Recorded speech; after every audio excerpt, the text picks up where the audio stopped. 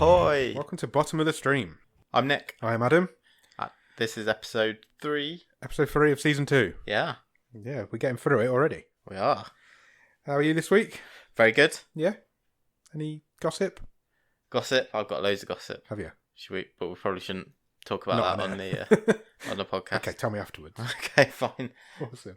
Yeah, this is the Bottom of the Stream. If you want to follow us on Twitter, please do. It is at BOTS_podcast. Instagram is the same, at BOTS_podcast.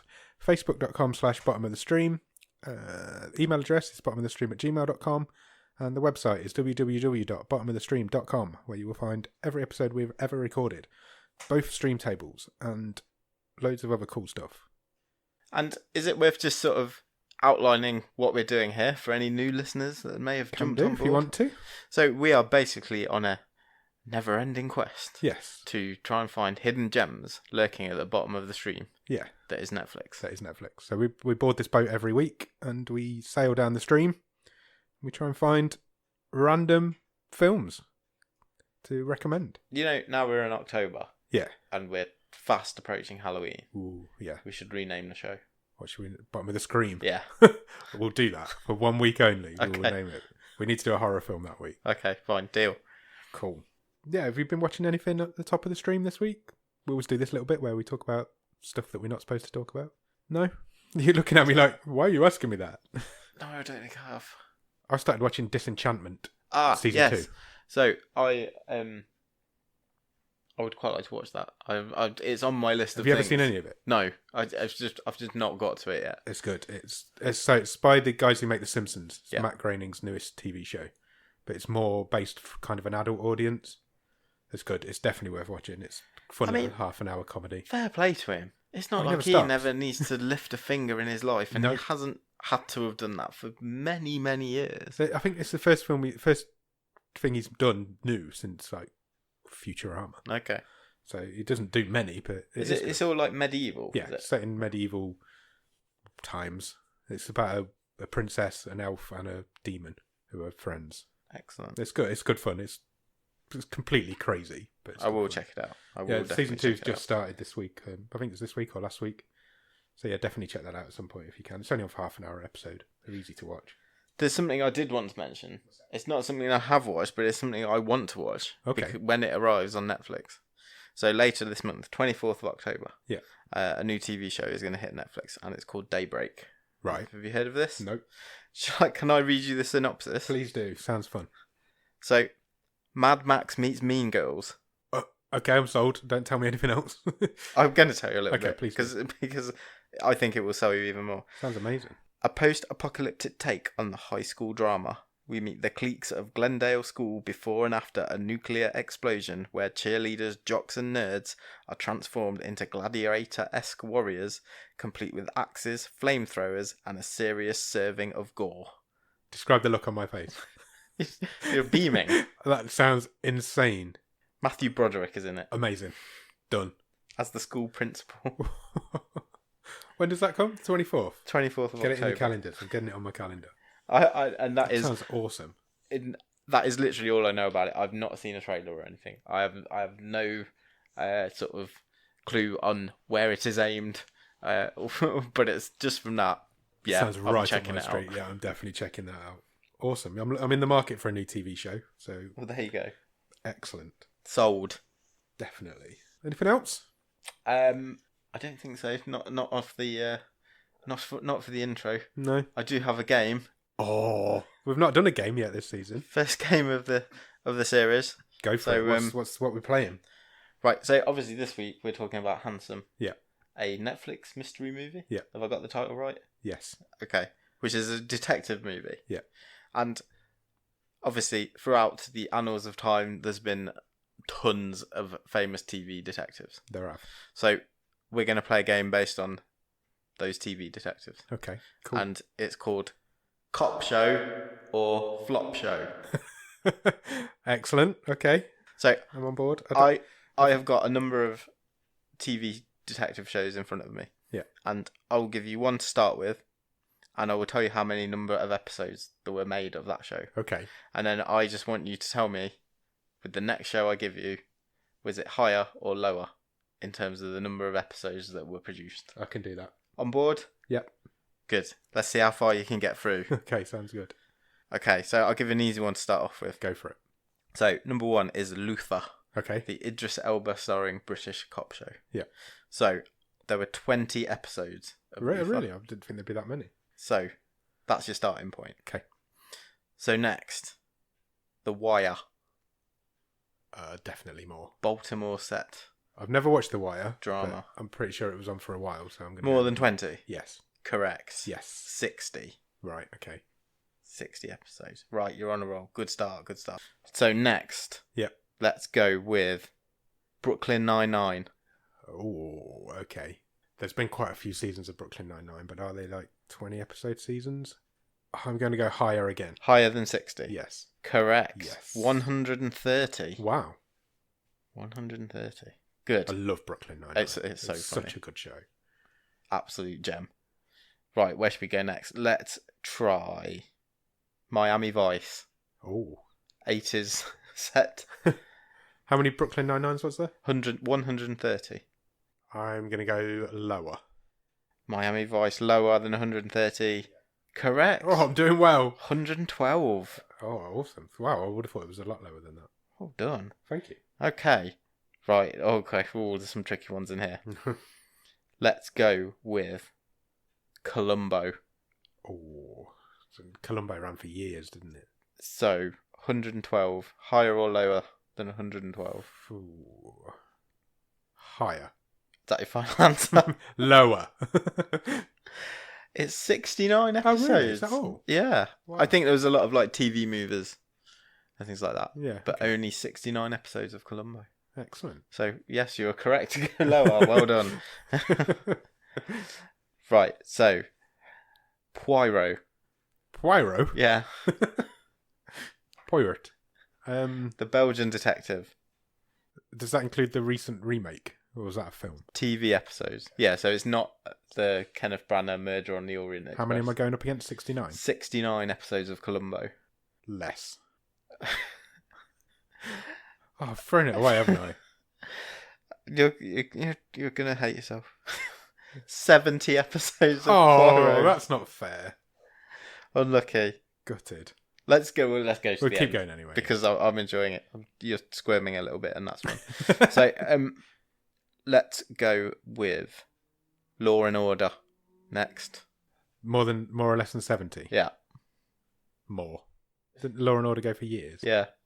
Have a ballpark. Go on. How many do you think? I won't hold you to this. Have a guess. 312. 456 episodes. Wow. 20 years. I knew it'd gone for a long time. Blimey. Right, we're nearly there. Nearly there. Right. Which may give it away. the next one. So let's go with Diagnosis Murder.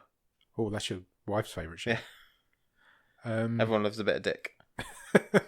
Van Dyke. Especially your wife. I sent Less, obviously less. Yeah, 178 plus 5 TV movies. Cool. I threatened to send her a dick pic once. It was just a picture of Dick Van Dyke. Anyway, so I bet she loved it. yeah. Next one, Murder She Wrote. This is the penultimate one. Okay.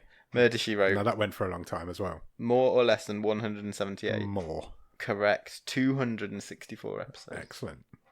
I enjoyed that. Last one. No, there's one Oh, more. there's one more. I thought Yeah. you said that was the last one. So that was the penultimate one.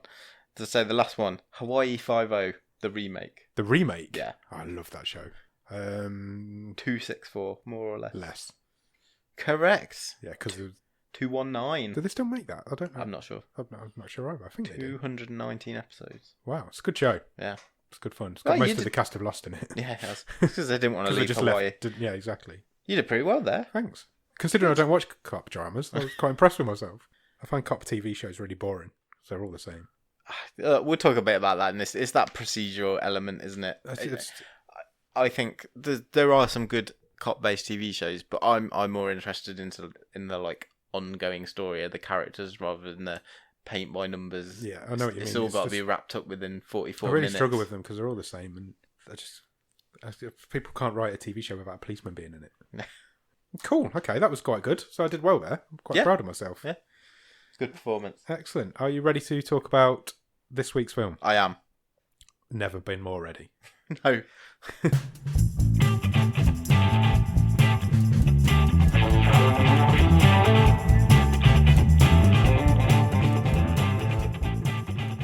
Okay, this week's film we have watched a film called Handsome, a Netflix mystery movie. Yes. Netflix have got themselves in the title. It's from 2017. It's an hour and 20 minutes long. It's quite short. And currently rated at 5.2 out of 10 on IMDb. Written, directed and starring Jeff Garlin. Also stars Steven Weber, who you will know. He's Steven Weber's kind of goes in everything. He's a face that I recognise, but I couldn't quite place. He's in absolutely everything. He's the principal in 13 Reasons Why. Okay. So Netflix viewers will know him from that. He does a lot of Stephen King films. So he was in Stephen King's remake of The Shining. And I think he was in Desperation, the TV movie of that. And he's done a lot of them sort of things. Also stars, obviously, Jeff Garlin as Detective Handsome, who you will know from The Goldbergs more recently, but also from Curb Your Enthusiasm. Yep, absolutely. He's brilliant in both of those. Yeah, he is. Daddy Daycare, he's in that as well. Yeah, he's also in Safety Not Guaranteed. Is he? Yeah, which comes up a lot in this podcast. But yeah, he's in that as well. I can't quite recall him being in I've that. seen it on his IMDb. I can't remember him being in it, but he is in that as well.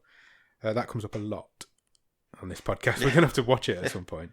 Also stars Natasha Lyonne, who plays Detective Scazzari, who you will know from Orange is the New Black. Russian Doll, which is brilliant. American Pie, also back brilliant. in the day. She's also briefly in Ad Astra with Brad is she? Pitt. Yeah, definitely. Orange is the New Black is amazing, but Russian Doll on Netflix is really good. Oh, it's brilliant. Yeah. It's really. But she's great. She's amazing. I love that. I love her to pieces. She's absolutely brilliant. Yeah, she's so good in this. She's so good in everything she does. she's really good, and her hair's really good. Yeah, Her hair is as good an actress as she is. Yeah. My chair's creaking. Apologies if you can hear it. I'm trying to stop it. And also stars one of our favourite people, Amy Sedaris. Yes, because she's been in a couple of things on this. I nearly said friend of the show then. I would class her as a friend of the show. We seem to mention her quite a lot. She was in Ghost Team. Yeah. We did in the last season. Kimmy Schmidt, which you've been obsessed with over the last few weeks. I finished now. Yeah. I finished Kimmy Schmidt now, but she's in that. She's in BoJack Horseman. She's amazing in that. I love Amy Sedaris. She's a hero and she's so funny. She just has to speak and you just laugh at her. Yeah, she's good. There's also, it's only really a cameo to be honest, but Leah Remini is in this. Yeah. So she's probably most famous for playing Kevin James's wife in King of Queens. Yeah. But she has kind of forged a second career over the last few years of trying to pretty much single-handedly bring down Scientology. And she's a really interesting character. Yeah, definitely. So I have actually read her autobiography. Oh, really? Was it good? It's quite harrowing, some of the stuff she went through when she was sort of, I don't want to say enslaved, but brought up into Scientology by her mother. Right. And all the trauma she went through sort of trying to escape and basically being blackmailed by the church. And she throws a lot of shade towards certain famous people that can imagine are high up in Scientology, and she's got a couple of documentaries and like TV series on Discovery's like uncovering Scientology. Oh right, okay. I'll have to check some of them out. Yeah, is that book good? Yeah, give it a read. Yeah, it is interesting. That's the second time today that Scientology's come up for me. Why? So I read an article about Jason Lee. Oh yeah, remember him? Yep. He used to be in everything and now he's in nothing because he's a Scientologist and he just can't get any work now because of it. No, just randomly clicked on an article about him earlier. How strange. Yeah, so that's basically your cast. It's a heck of a cast. Really good. Really good cast. It was, like I said earlier, it was written and directed by Jeff Garlin as well. So it's you expect kind of he's the sort project. of guy who has got a lot of friends he can call on for favours. Yeah. To be in this sort of thing. He's been in and around comedy in Hollywood for a very long time. Yeah, so should we get into the film? Yeah, let's go for it. Should we talk about how the film starts? Yeah. I'm really interested to see what you made of this. Yeah, so you start off with, before anything's even happened in the film, you see Steven Weber in a swimming pool. Yeah. And he kind of gets out of the pool all wet and dripping and sexy. And he comes up to the camera and he says, "My name is Steven Weber." There's a very Troy McClure vibe about this. Very much so. He basically goes up to the camera and says, "My name is Steven Weber. I play the murderer in this film." Yeah, before it's even started. And it took me right out. I was like, "What are you doing? This this got me intrigued from the start because I've never seen anything like that done before. I was really I was hooked. I was I want to see where this is going now. What am I going to see? And what I ended up watching was one of the most random things I think I've ever seen in my life. But we'll go through it. So it starts off after that. We cut into like the title card and then... So it's kind of like basically a cheap ass James Bond title card. Yeah. So like... Oh, you don't know. We've talked about this before. You've never seen a James Bond film. Do you know the kind of trope of a James Bond intro is like sexy ladies... Yeah. walking across the tops of guns. Yeah. The Bond theme is playing over. It's black and white, it's silhouettes, then it's all kaleidoscopy. It's basically a cheap version of that, and it's just one woman with a hula hoop. Yeah, it does appear quite a few times in the film. She is peppered throughout the film. Yeah. But yeah, it's basically a black silhouette of a woman against a white background doing hula hoop stuff. Yeah. What you're getting here is the Larry David style comedy, isn't it? You know what you're getting. It's that. I don't think we would be too far wide of the mark if we were to say I'm not sure there was a script for this film. I completely agree. I was thinking that all the way through. Other than this is some really good comic actors. A very light outline. Yeah, I was thinking that. I was like, this there's definitely more than a little bit of ad lib going on here. So the scene opens with Detective Handsome taking a class teaching some detectives on like murderers and psychos, which was quite humorous, I thought. Yep. Then Amy Sedaris comes in, interrupts the class, and she plays the lieutenant who's in charge of the division. So she's the chief. Yeah, she's the chief. She's like 5'0". Yeah, she's got this awful wig on, but she comes in. She says, she grabs Handsome and says, "You haven't signed your retirement papers," and he looks at her like, "Well, no, I haven't signed my retirement papers. What are you talking about? I'm not retiring. I'm not retiring." And she gives him some cookies. She's basically coming on to him. Yeah, she's properly coming on to him. I'm saying coming on to him. It is in the workplace. She's basically sexually harassing him. Yeah, basically. So she gives him some cookies to take home. She says they were leftovers. And then she just walks away. Yeah. And she just completely... She blows into this film a few times. Just comes in, delivers the funniest lines in the whole film, and then leaves again. So at that point, he goes home on his own, because he lives on his own with his dog. Yep. One of the best dog actors I've ever seen. Beautiful dog. Beautiful doggo. It's a big Great Dane. If you go on IMDb, it's the second actor listed. Oh, is it? It's the dog. He takes his dog out for a walk, and he meets his crazy neighbour, who did we get a name? I don't think we got a name. No, I don't think so. They don't seem to get on. The neighbour thinks that the dog's crapping on his lawn. Handsome saying, no, he's not crapping on your lawn. They have a bit of an argument. It's all light-hearted humour, though, I think. But his neighbour says, have you been and met your new neighbours on the other side yet? He says, no, I didn't even know I'd got new neighbours on the other side. So he's too busy. He's out detecting. Yeah, he's a detective. He's never at home. Although he's not managed to work out he's got new neighbours. He's at home quite a lot during this film. So he takes because he doesn't want these cookies because he's trying to lose some weight because Jeff Garlin's quite a big guy. Yeah. And so he's like, I want to lose some weight. I don't want to eat these cookies that Amy Sedaris has given me. There could be anything in them. So he takes them around as a nice gift to the new neighbours. Yeah. And so he knocks on the door, and a young girl answers. We later find out it's called Heather. Yeah. But she isn't one of the neighbours. She's the babysitter. Yeah. So she's looking after the kid. She's looking after the kid who lives there. But she won't let him in because obviously stranger danger. Don't open the door. Even after he tells her it tells him she's a cop. Yeah, and he shows his badge, I think. And she's like, well, that could be fake. How do I know who the hell you are? So she's very apprehensive about letting him in. She doesn't let him in. She tells him to leave the cookies on the side. And that's the end of that interaction. Yeah, and I think there's then a shot of him sort of going home, settling down for the evening. He's kind of he's on his own. Yeah, he's basically showing that he lives on his own. Yeah, is what they're trying to say at that point. He's a bit lonely. Yeah, so then you hear his phone ringing in the night. So he's all spread eagled in bed with the dog on. The dog's got like a 4-poster bed next to his bed, but his phone's ringing. So he gets a call. He says, he says to the dog, right, I've got to go now. So he gets up because obviously it's his partner that's called him, and they go to a crime scene. Well, by the time she picks him up, it's morning. Yeah. And there's loads of cops already at the crime scene. So why she needed to ring him up in the night, I don't know. While they're on the way there, they talk about the film San Andreas. Yeah. And how it's the best film ever made. And they're both just like, yeah. It's not even an argument. It's like the greatest thing the world's ever made.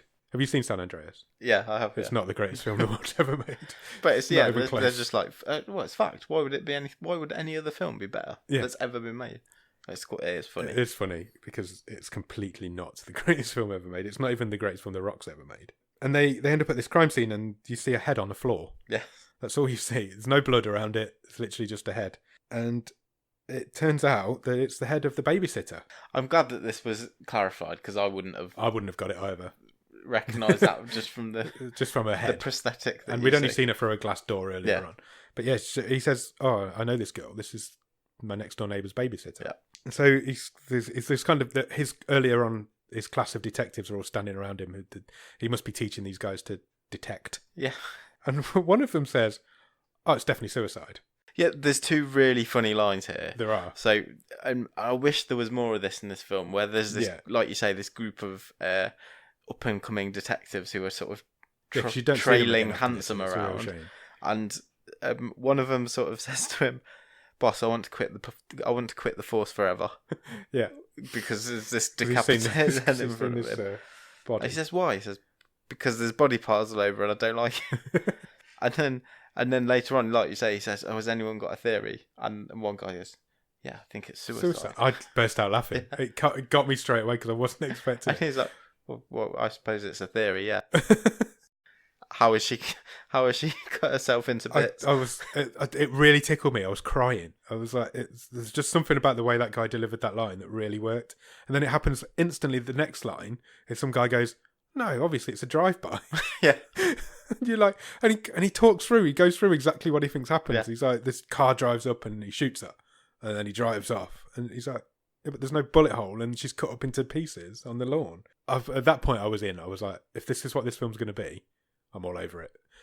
And not only has she been decapitated, but the rest of her body parts have been, you don't see this, but it's referenced a number of times, have been carefully arranged into a Star of David. Yeah.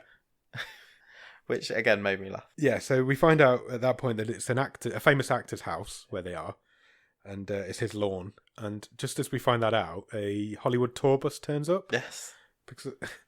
And a sort of tour of the stars houses. Tour of the stars. You know the sort of thing that goes on.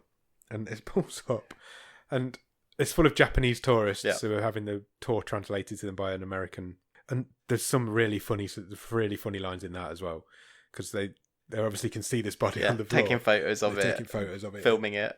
It's brilliant. One of them says, "Is that body carefully arranged in the Star of David?" And then she goes, "Oh, I'm not sure." And then she goes, "We'll get the rabbi." And then this rabbi stands up.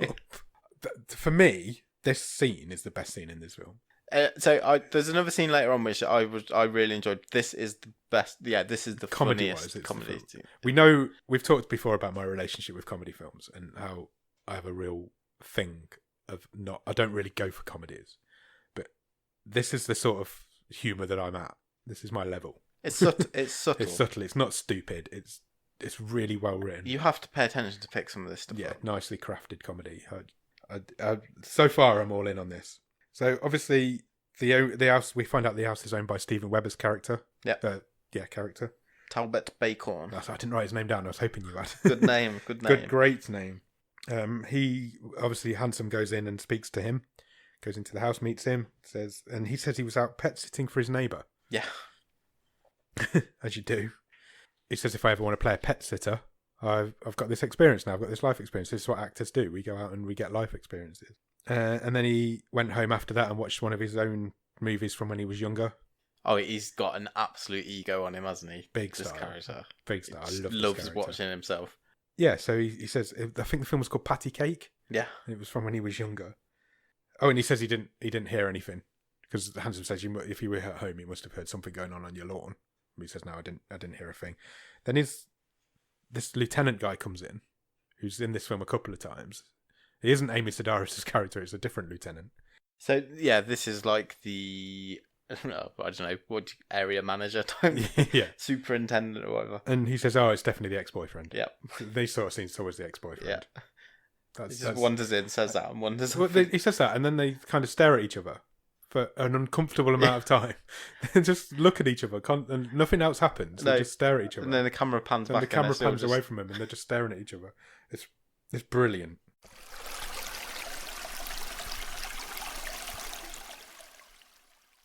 So obviously Handsome now knows that his neighbour's babysitter's been killed, and he still hasn't met these neighbours, so he needs to go and meet the neighbours, but also give them the bad news that their friend's been murdered. So he goes to meet her. I didn't catch her name either. I think The neighbours. Yeah. Neighbour's name. Neighbour's name. Neighbours. Nora. Nora. The child was called Hazel, I think, wasn't she? No. Heather? No, the babysitter was Heather. What was the kid called? Casey? No. K. It began with a K, didn't it? Caris. Caris? Yeah. That's not a name. Well, at first I thought she was saying Paris. But it was, no, it's Caris. Okay. So he goes over and tells the neighbour, what's her name? We're going to have another one of these issues, aren't we? Nora. Goes over and tells Nora what's happened to Heather, and the kid overhears. Yeah. And she comes in and she says, "Oh, did you overhear what they said? What we were just talking about?" And she says, "Yeah, the angels came and took Miss Heather to hell." I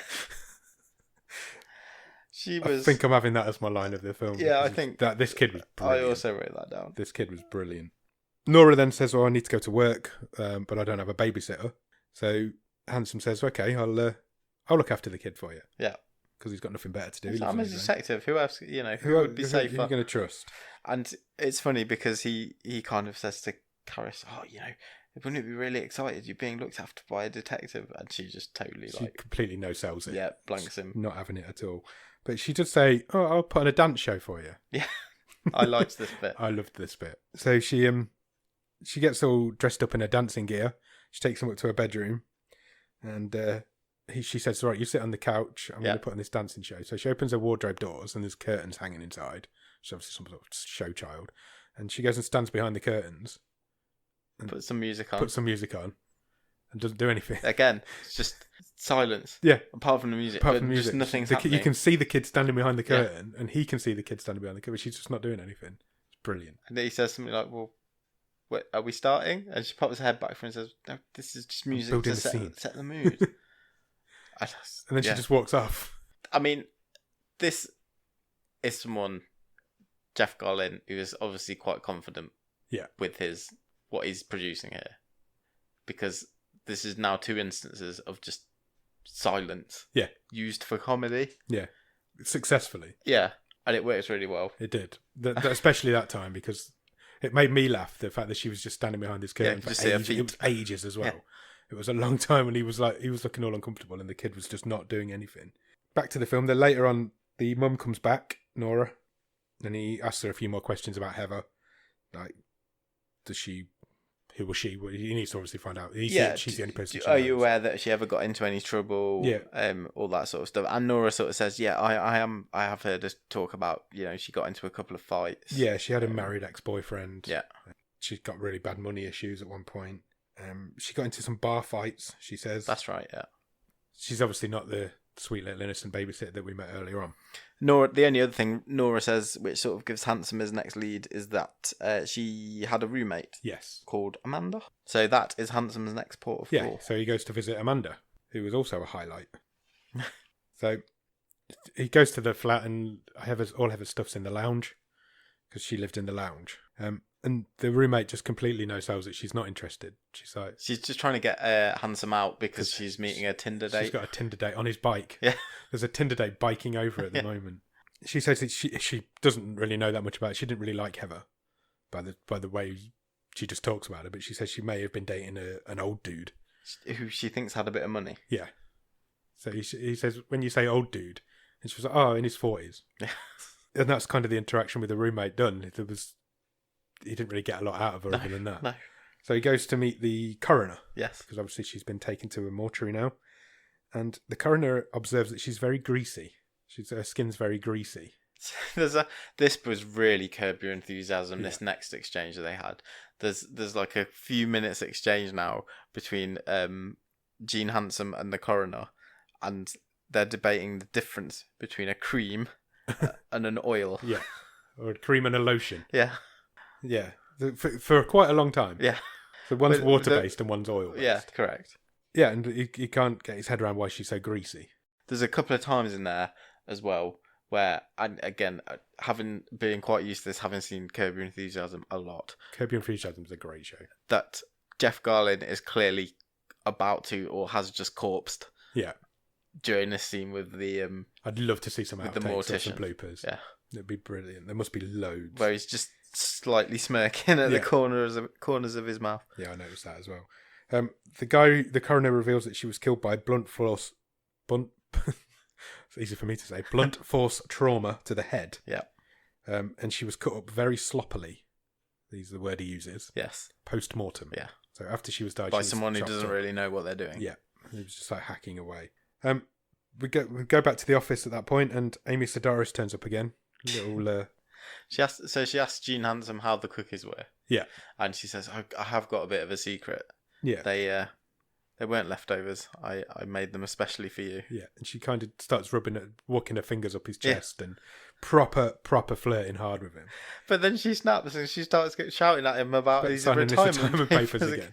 And he's just like, what are you on about? Yeah, I'm not retiring. She's completely batshit crazy. Amy Sedaris plays crazy characters really well. I don't think anybody plays it better. She plays... In Ghost Team, she was playing a psycho, crazy lady.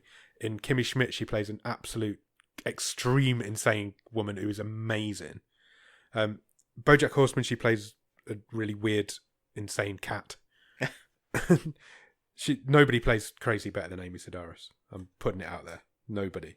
Yeah, so she says to me, not Sanjay, but then she goes again, and that's the end of that's the last time. I think that's the last time. I think it is, yeah. It's 2 little scenes of absolute wonder. She's amazing. So they find out then, because this is the point as well where they're going through all of Heather's finances and stuff, I think. Yeah, so basically they've rooted through all the stuff They've that got they her phone found records, haven't they? Yeah, yeah. So, and they find that she's been speaking to this guy who's a little bit older than her. Yeah. And he runs a fireworks company. Correct. And his name was... Lloyd Vanderweel. Yeah. Which is a great name, again. So they go and meet him. Yes, they go to his office. They go to his office. And he's got a receptionist who doesn't know how to work the intercom on the phone. Shouldn't have been funny. Because it's the oldest trick in the book, Yeah. but it was brilliant. But then when he comes out of Lloyd comes out of his office to talk to them. Yeah. And the receptionist, is still talking to him on the intercom. On the intercom, even though he's standing in front of her. Stupid. Stupid, but brilliant. And it turns out he was the guy that Heather had been chatting to or seeing. Yeah. But he says, we weren't an item, she's an old family friend. Yeah, he denies that they're together as an item. He sort of says, I was helping her set up. She's newly moved to the town. Yeah, she's new to the area. Trying to look after her. So they break the news to him that she's been murdered. Yes. And he gets a bit distraught. He says, I can't believe this. This is crazy. But he says, I can't believe this, but also I can believe this. Because he says he completely gets it, why somebody'd want to murder Heather. Yeah. Which I thought was quite funny. Because he explains that she's got a lot of baggage, she's hard work, she's difficult to be around. She's that sort of girl. They kind of leave at that point, but there's an underlying tension there between Handsome's partner, Scazzari. Handsome sees before we get onto that bit. Handsome sees a picture, doesn't he, in the office? Go on. Or is it in his wallet? Oh, it was in the guy's wallet. In Lloyd's wallet, and it's a picture of a little girl. Yeah. And it's the same little girl we've met earlier. Yes. It's Karis. And it turns out he is Karis's dad, so he's Nora's ex-husband. Yeah, you're right, he does. I haven't written that bit down. I missed that.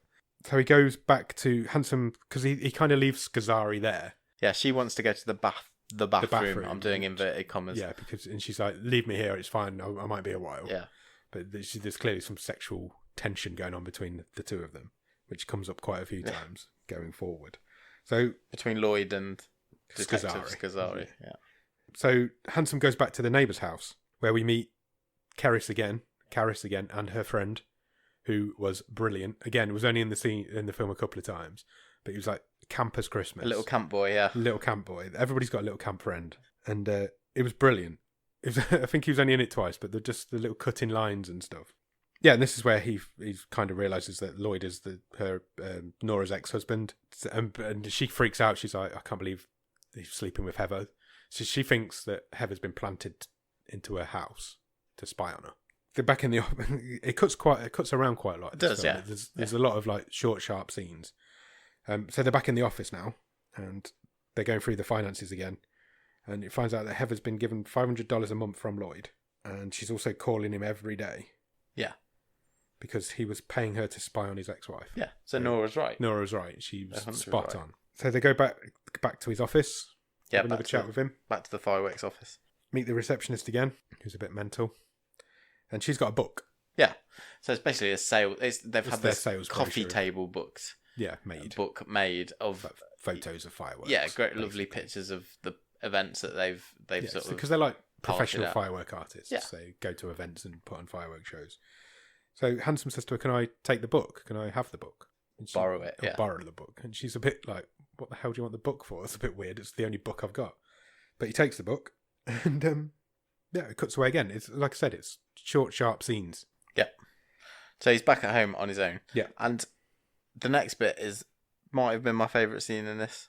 One of my favourite scenes in this. Where they have a drink together. Yeah, so Nora comes over. Yeah. So the neighbour comes over, and Jean puts some music on, and there's it's a real touching scene. Yeah. Of them both sort of opening up about the problems they've got in their lives. How Nora talks about how difficult it is being a single mum. She's gone through a divorce, and it's really well acted. And it was a bit out of nowhere. Yeah, it was. I was suddenly like, where has this come from? It's quite, like I say, quite touching, really sensitive, and sort of Jean gives her a bit of a pep talk. Yeah, she starts crying as well. Yeah, there's a lot going on. She's got the dog on her lap. Yeah, which is a big old dog to have on your lap. She sort of falls asleep, and he puts a blanket over her. Yeah. And it was just really well done. Really good acting from both. Just before she falls asleep, she tells him that her dream is to be a dog masseuse. Yeah. And to just move away and go away from all of her troubles. Yeah. And he says his dream is to have a family. Yeah. So it's like touching little scenes. And then as she falls asleep, they kind of break that tension a little bit because I think she's sleep talking. Yeah. But she turns to him and then she says, "What do you think of a shaved pussy?" And then just straight back to sleep again. Yeah. It throws him completely. I burst out laughing again. There's just those little... I'm pretty sure he didn't know that was coming. No. That's when I thought there's some ad-lib going on here.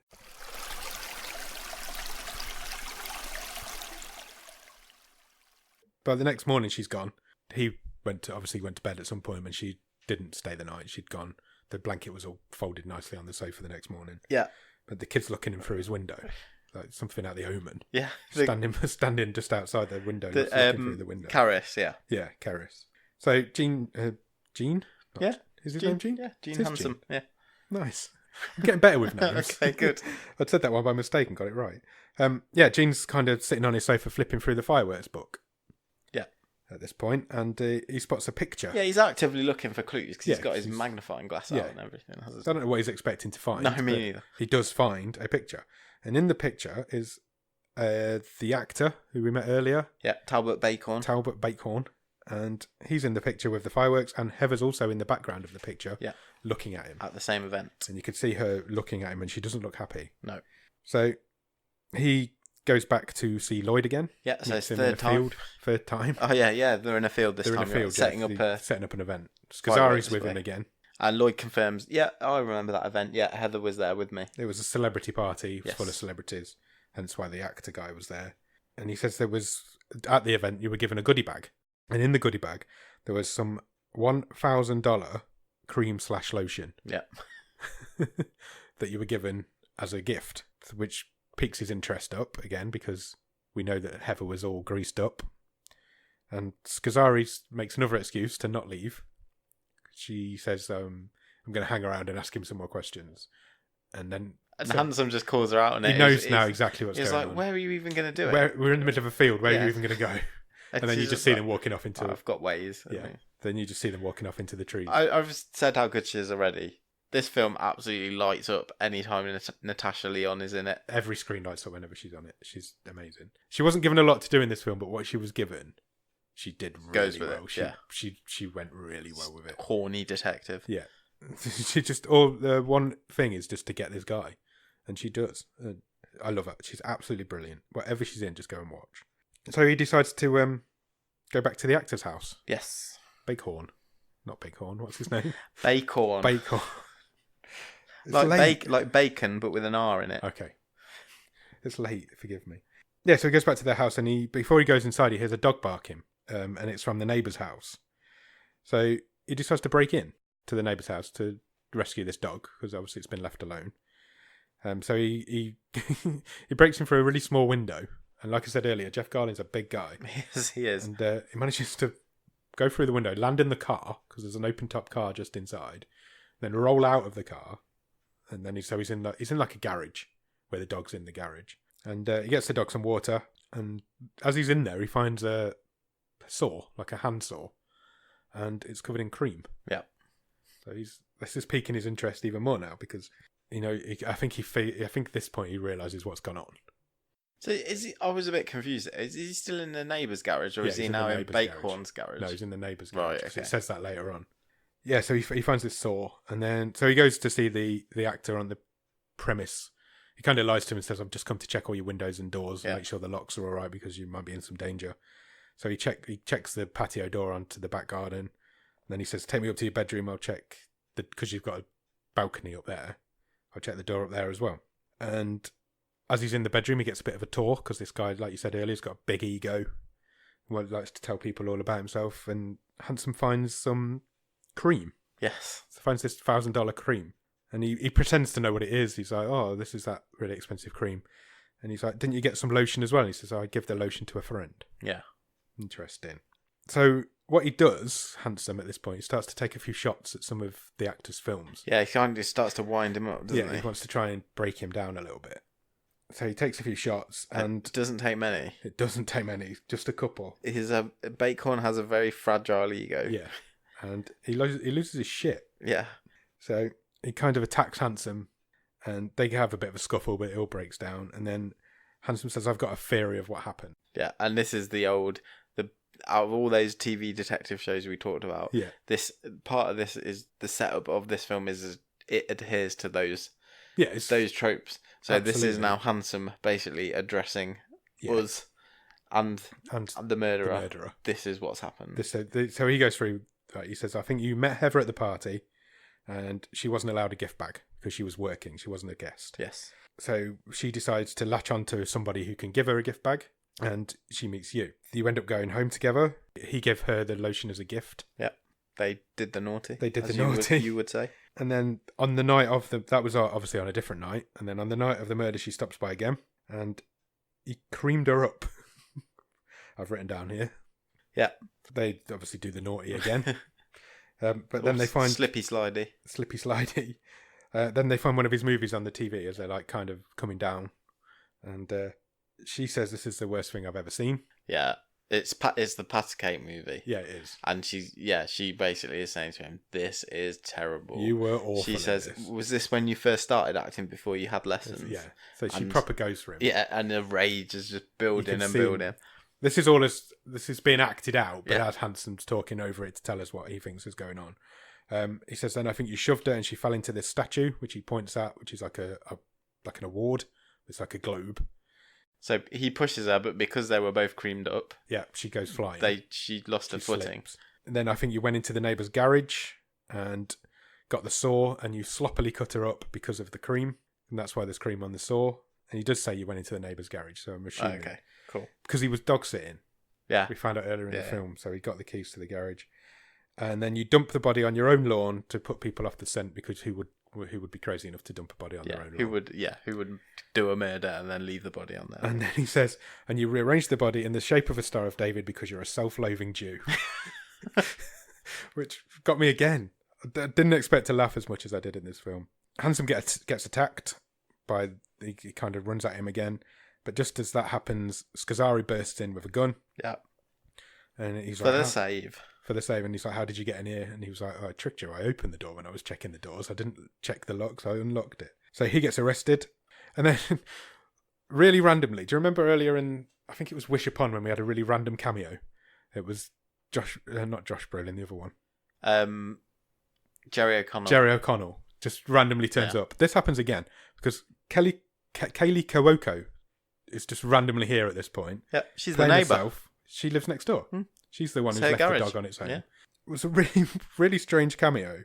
And there's a whole bit, again, it clearly just improvised, where Handsome is just saying, "Oh, it's really nice to meet you. I love saying your name. It just rolls off the tongue." Yeah, it does. Kelly Kawuko. It's a great name to say. And she says, well, this is all, what's going on? So he tells her the story of what's happened, and she's like, oh, this is really fucked up. And then she goes to the driver, take me back to the airport. Yeah, I'm going back on holiday. Going back on holiday. It's a really strange little cameo, but fun. I liked it. Yeah. Actors live next door to actors. It happens. And then it says, that's kind of the end, but then it says epilogue. We get an epilogue. It's It's our first epilogue on bottom of this. Yeah, I think it is. Nora and Karis are moving away. Yeah.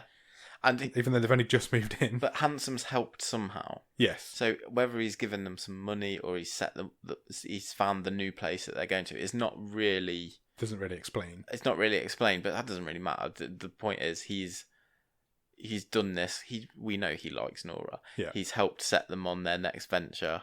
I really like this scene. Yeah, I did as well. So she basically is telling him, well, because you've helped us out, I think I can't really ever repay you, and obviously you'd feel really awkward if we obviously kept seeing each other, and we know that you'd done us this favour. So basically, it's probably best if we never talk to each other ever again. And his little heart's breaking. You can see it breaking, and he's like, "No, it's fine. Like I Ralph won't in be The upset or Simpsons. anything." And he's trying to not beg her, but also try and convince her that that's a bad course of action. It wouldn't be awkward. It'd be fine. And then she says to the kid, do you want to thank Jean as well? And so she actually does put on a dance show this time. She says, I'm not going to say thank you. I'm going to thank you through this interpretive dance. And she does this dance, and her little camp friend standing there clapping along next to it. The kid had obviously not practiced that dance. She was just told to just be crazy. And she was kind of like crawling along the floor and she did the robot at one point. And then just because, again, the rule of three is funny if things happen in threes. So Nora gives Jean a hug and to say goodbye. And then the removal guy comes out of the house. And she says, oh, thank you for all your help. So they flirt a bit. And then she gives the removal guy a really long, uncomfortable hug. Yeah. Again, everything's just totally silent. And Jean's standing really awkwardly really close to them, just watching them hug. It's just well done. Yeah, so then they kind of leave, and he talks to the other neighbour for a little while, and the dog shits on his lawn. Yeah. The end. That's the end of this film. Yeah. What do you think?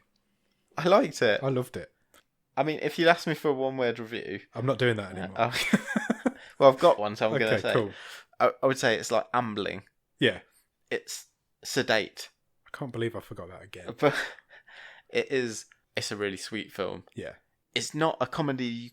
It's not one of these ones you can just put up in the background, and you've got to... I feel stupid saying you've got to pay attention to a film. Yeah, I know what you mean. But you will get more out of this. You don't want to be missing any of the jokes, because there's lots of callbacks. Don't be fooled that it's a light, fluffy piece. No. Because it isn't. No, it's like an overlong episode of Curb Your Enthusiasm. Sedate. Yeah, it is. Because you don't want to miss any. If you miss one of the jokes, that's going to get called back 3 or 4 times later on, and you don't want to be doing that. The detail is there, and it's rewarding if you can pick up on that. Yeah. I love Jeff Garlin anyway. I do as well. This is really well done. Everyone looks like they're having a good time in this. It looks like a lot of fun. Like I say, there's several times in this where you can see they've cut just before or just after they've burst out laughing. Like I said earlier, I'd love to see the bloopers. I'm sure there's some out there. We all know my history with comedy films by now, and I don't do them, but this is my sort of comedy. Yeah, I liked it. I'm not sure I'd recommend it because I think I know a lot of people wouldn't like it. It's definitely a film that me and you will enjoy, but is it a film for everybody? Probably not. Yeah. But if you like this sort of ad-libbed Curb Your Enthusiasm style humour, you're gonna love it. Yeah. And I really enjoyed it. It was a lot of fun. I'd like to see more of these. Yeah, me too. I think there's a whole world there you could explore. I think I don't know if Netflix is looking... I don't know how well this is done. I don't know if Netflix is looking for... Well, it's always looking for content. Yeah. I'm sure you could have several Gene Handsome movies. Yeah, there's a TV franchise movies, there. Or whatever you want to call them. Yeah, definitely. There's a franchise there somewhere. It's not highly rated. It's 5.2 on IMDb, so it's the lowest rated we've seen so far in this season. That's pretty low, but then I don't think I mentioned last week, I thought that was... Because that was only like a 5.7. 5.7 for What Keeps You Alive. Yeah. That's low, and it is tough to get a high rating on IMDb. It is, yeah. But yeah, no, I good. I enjoyed it. Me too. I'm increasingly concerned that The randomizer has been very kind to us so Agreed, far. it has. In season We've seen 2. 3 good films in season 2 so far, so I'm not expecting much from next week's, but we'll see. Did you get a trivia question for me? Yeah, I have. So, like I said last week, we're doing this now where we're trying to find out who the most observant one of the two of us is. So we've decided to come up with a trivia question each and see if the other one got the answer. Go for it. So, Jeff Garlin's son, James, was in this movie. He was. Can you tell me who he played? No. I know he plays in the Goldbergs. Who's in the Goldbergs? He plays Young Murray in the Goldbergs. Oh, does he? Yeah. I don't remember seeing... I remember seeing his name on IMDb, but don't remember seeing him in the film. Would you like to have a guess? Yeah, I'm going to have a guess. I'm just thinking. Was he the driver of the tour bus? That's a good guess. No. Oh, damn it. So there's a scene in this, which I don't think we mentioned actually. It's only a very short scene. So after Handsome has... I know now. Devastating. We didn't mention it. After Handsome's left Nora's house after talking to Nora and their other neighbours come around, he goes to a fast food joint. Yeah, he does. And he basically goes and eats. Yeah, he buys a burger and then he says, I'm never buying another burger again. This is my last ever burger. And he has a bit of a heart-to-heart with the guy who's serving him. Yeah. And the guy basically says, you can do better than this. You don't have to eat this stuff. And so it's the guy working at the fast food devastated restaurant. by that. Devastated. That seems really out of place because there's no need for it to be in the film. And it's just a bit of a throwaway scene and I'd completely forgotten about it. But it's there because I'm guessing, just to put aside the film for a minute, because Jeff Garlin wanted to improvise a scene with his film. Yeah. A scene with his son in the film. Gutted. Okay. I think you're going to get mine. So obviously at the beginning of the film, Amy Sedaris gives Jeff Garlin some cookies. Yeah. What shape were the cookies? Do you know what? I think I could go through the whole season without getting any of these right. You honestly don't know this? I thought they were all different. No, they're all... There was a theme to them, but the only ones you saw were all in the same shape. Were they stars? No. They were beach balls. No. I thought you'd know that. I honestly, genuinely thought you'd know that.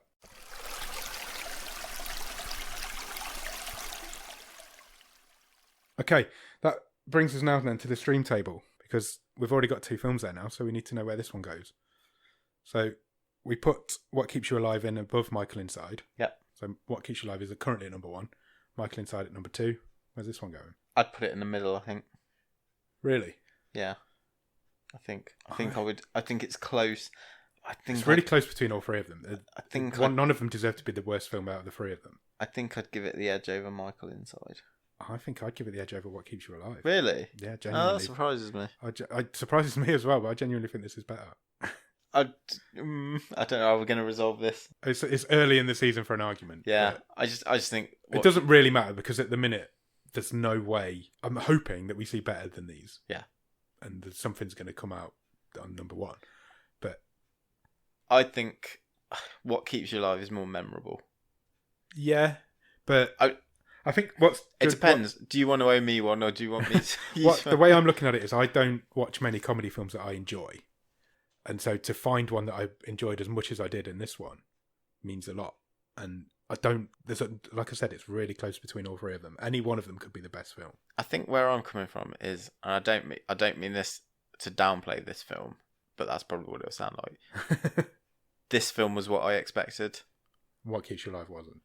And What Keeps You Alive was more of a pleasant surprise for me. Okay. Yeah, I think that's where I'm looking at it. I really like this film, but it was as good as I expected it to be because of the people who were involved in it.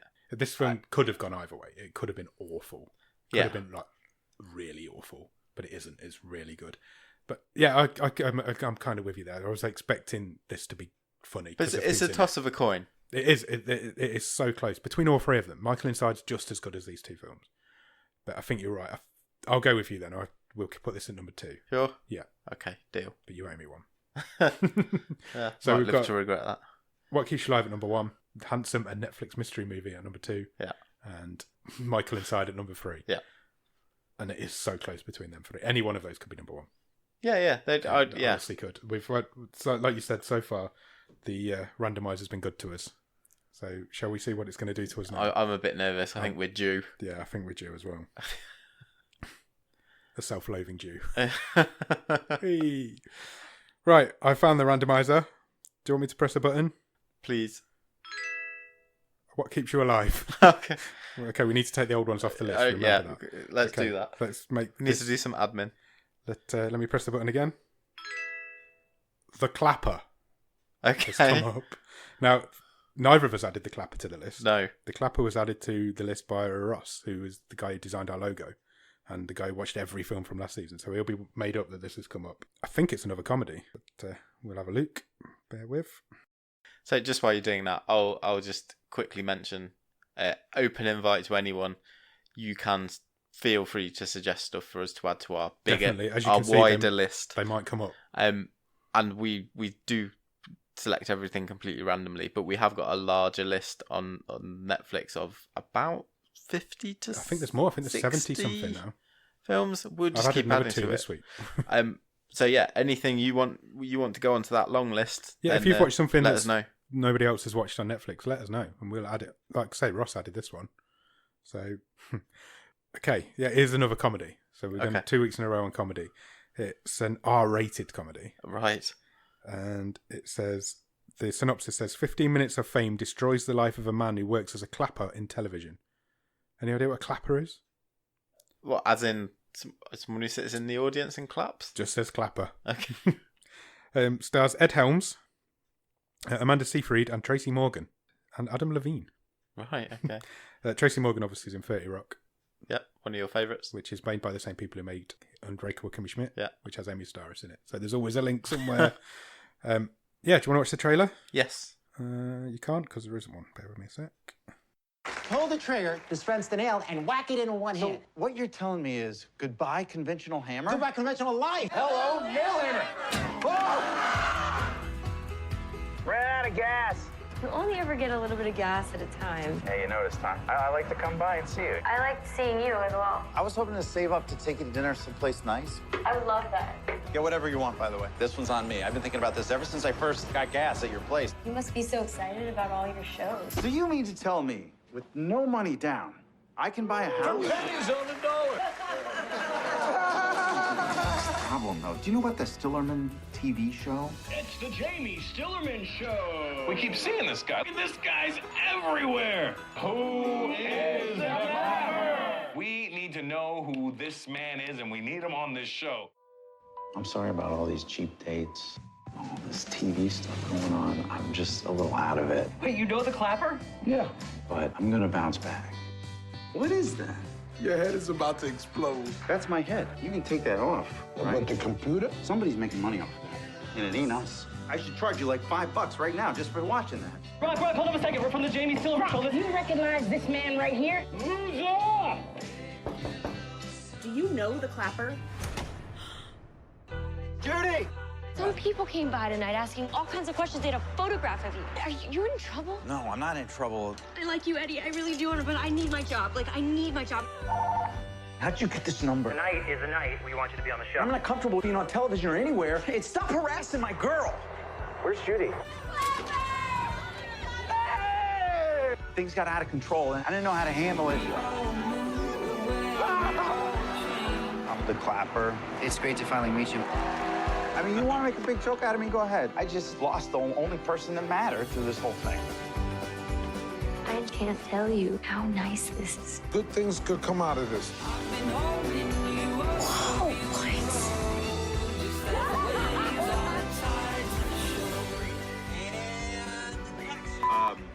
Wait, can I do it again? Don't look at me, look at the camera. Okay.